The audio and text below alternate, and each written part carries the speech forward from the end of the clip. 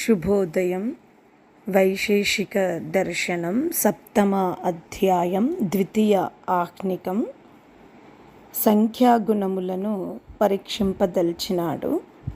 రూప రస గంధ స్పర్శ వ్యతిరేకాద్ అర్థాంతరం ఏకత్వం.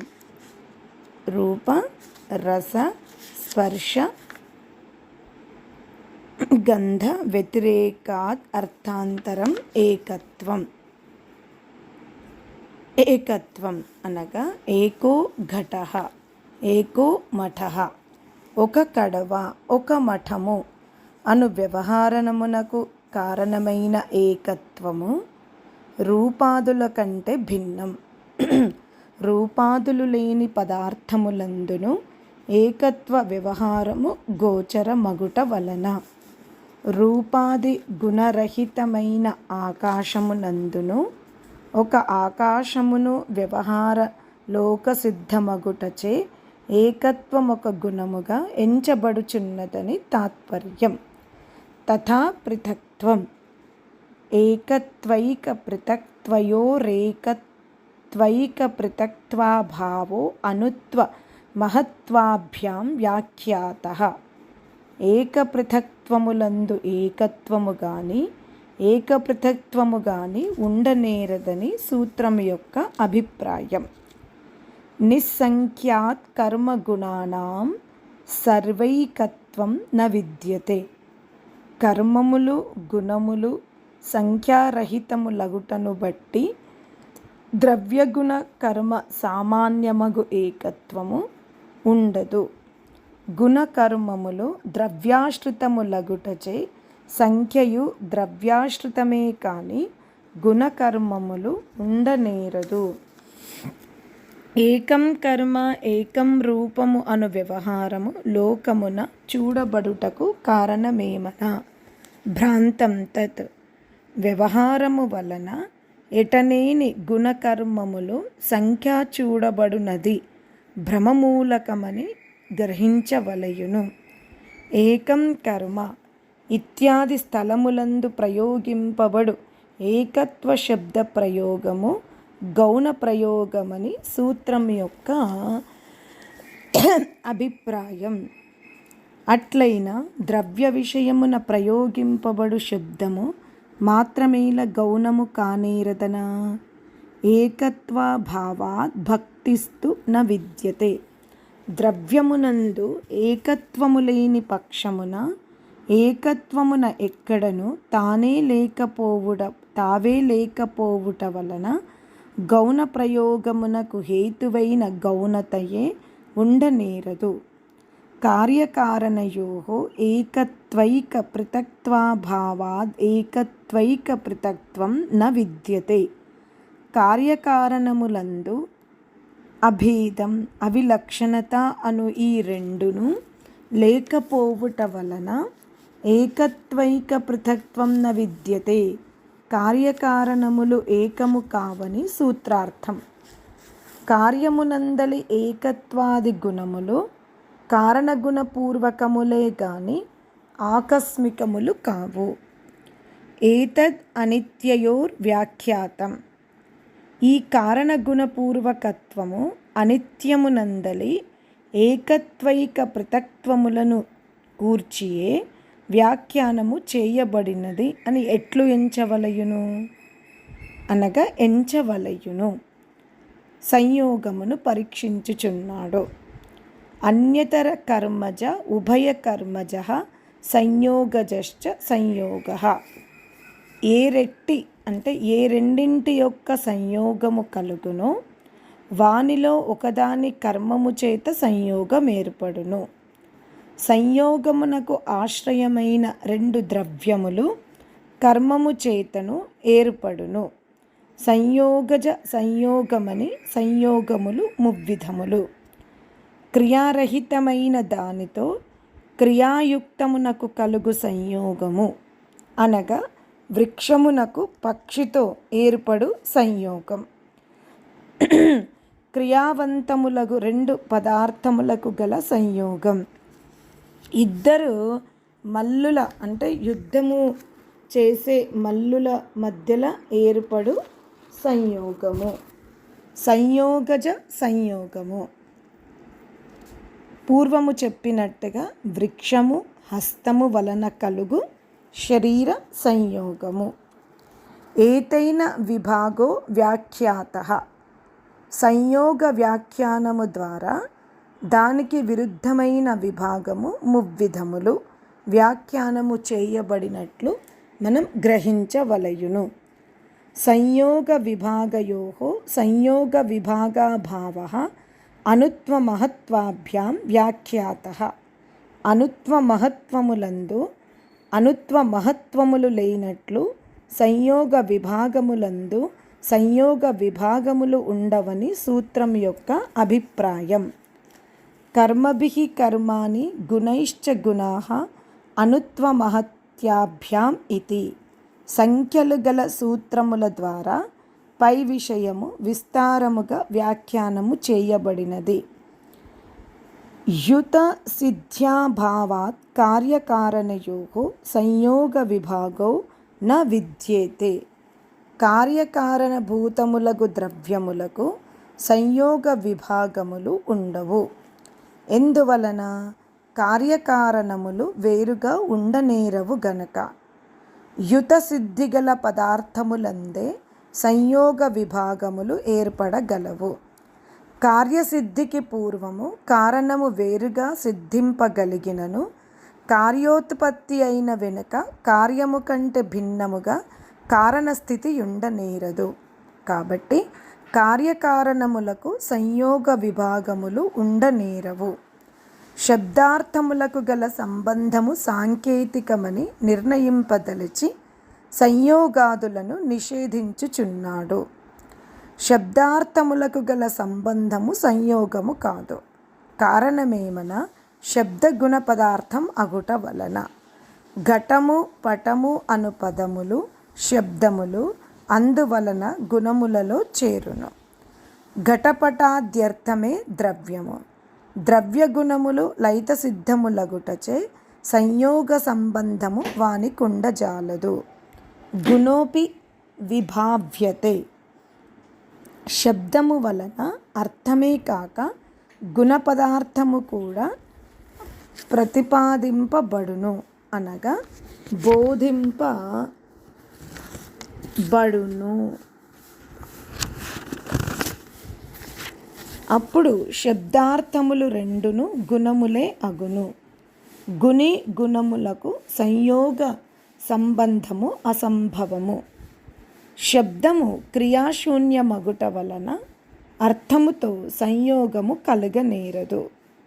సంయోగము క్రియాజన్యమగుటచే క్రియారహితములైన శబ్దార్థములకు సంయోగమేర్పడజాలదని తాత్పర్యం. అసతి నాస్తితి చ ప్రయోగాత్.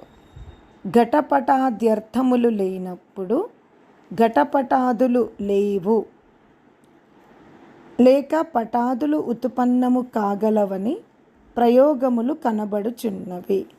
ఈ ప్రయోగములను బట్టియు శబ్దార్థములకు సంయోగ సంబంధము లేదని తెలియచున్నది. అనగా ఘటము లేకపోయినంత మాత్రాన పటము ఏర్పడదని కాదు కదా. పటము వేరుగా ఏర్పడుతుంది, ఘటము కూడా ఏర్పడుతుంది. కాబట్టి శబ్దార్థము వలన ఎటువంటి సంబంధము లేదని అర్థం. శబ్దార్థ వావ సంబంధం. శబ్దార్థములు సంబంధరహితములని సూత్రార్థం. సంయోగినో దండాత్ సమవాయినో విశేషాచ్చ. దండదర్శనము వలన ఎట్లు దండి జ్ఞానము కలుగునో అవయవ విశేష దర్శనము వలన ఎట్లు అవయవ సమవాయియగు అవయవి జ్ఞానము కలుగునో అట్లు శబ్దము వినుట వలన అర్థము అర్థజ్ఞానము కలగకపోవుట చేత శబ్దార్థముల మధ్య సంయోగ సంబంధము కానీ సమవాయ సంబంధము కానీ కలగనేరదని సూత్రం యొక్క తాత్పర్యం. శబ్దార్థములకు సంయోగ సంబంధమున్న ఎడల మోదక శబ్దము ఉచ్చరించుట తోడనే ముఖమునందు మోదకము ఉండి తీరవలయును.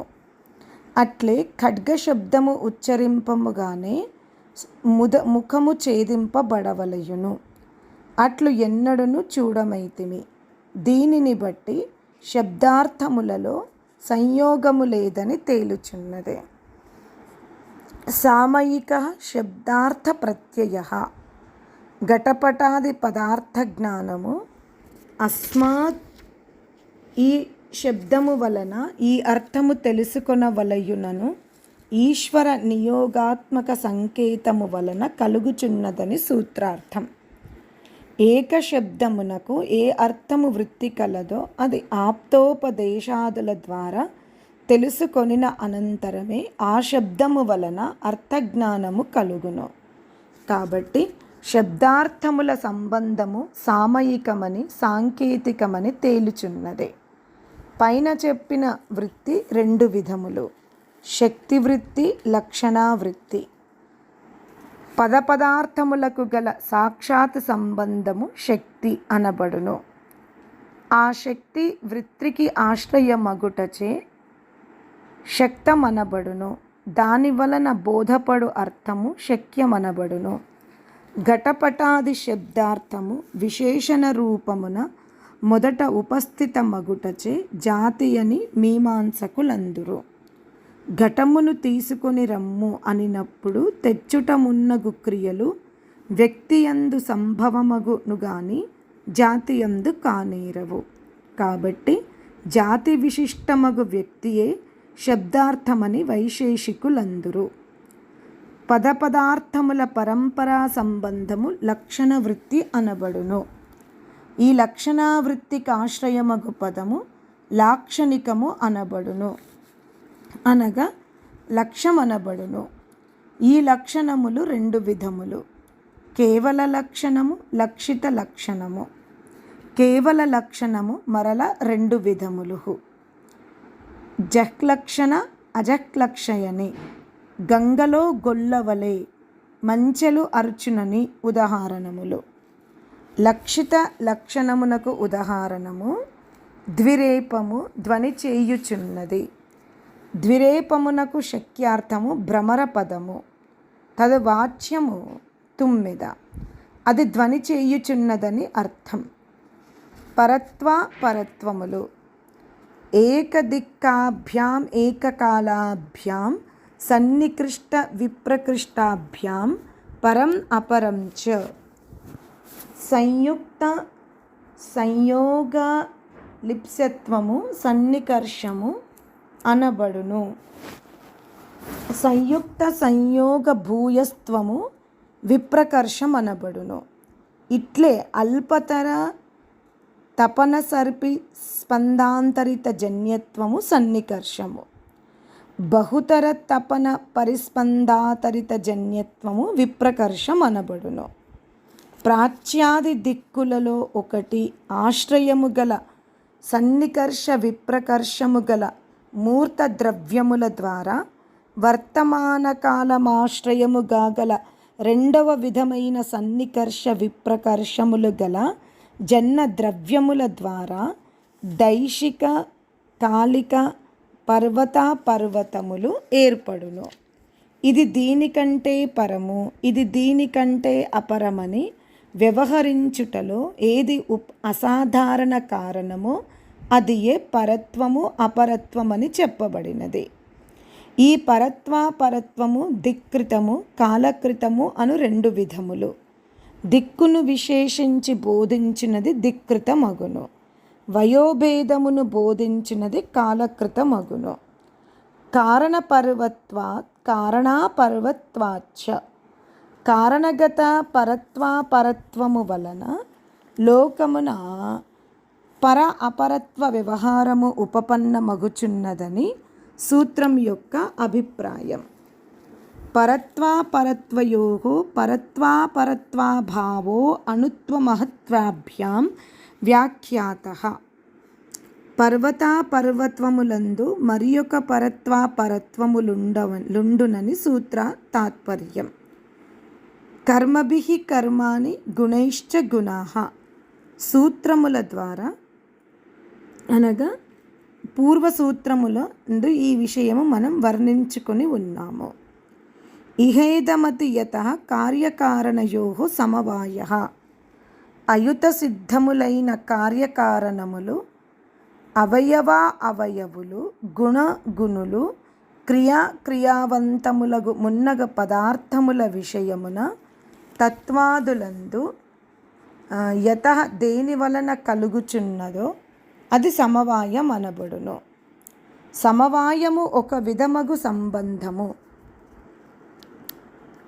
తంతు కారణములందు ఘటాది కార్యములు, ఆయా ద్రవ్యములందు రూపాది గుణములు, ఘటత్వ పటత్వాది జాతమున్నట్లు జ్ఞానము కలుగుచున్నది. ఒక పదార్థమునందు మరి ఒక పదార్థము ఏదో సంబంధముతో కానీ ఉండనేరదు.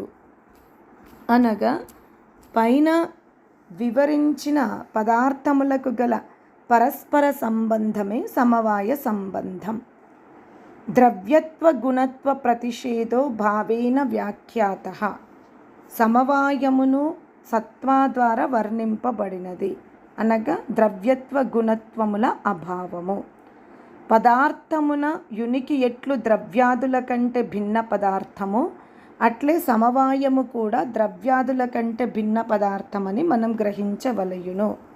తత్వాభావేన సమవాయము నిత్యము ఏకమనియు భావము ద్వారా వర్ణింపబడినట్లు ఎంచునని ఈ సూత్రం యొక్క అభిప్రాయం. సమవాయము వైశేషికుల మతమున బుద్ధి ద్వారా ఊహింపదగి అతీంద్రముగా ఎంచబడును. నైయాయికులు మాత్రం ప్రత్యక్షమందురు. 7వ అధ్యాయం ద్వితీయాహ్నికం సమాప్తం.